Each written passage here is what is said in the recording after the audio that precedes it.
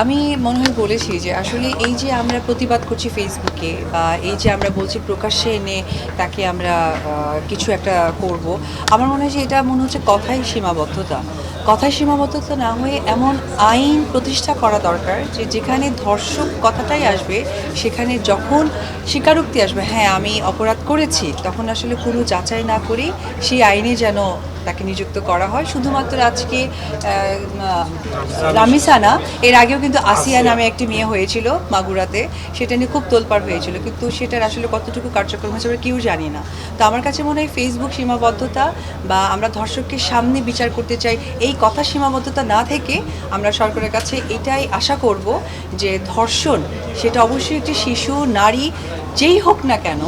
এই ধর্ষণকে যেন এমন একটি আইনে প্রতিষ্ঠিত করে যেটা আমরা বিভিন্ন দেশে, ইরান থেকে শুরু করে আফগানিস্তান থেকে শুরু করে দুবাই থেকে শুরু করে অনেক জায়গায় আমরা দেখেছি, সেই রকমই যেন একটা আইন প্রতিষ্ঠা করা হয়, এটাই আমার চাওয়া থাকে।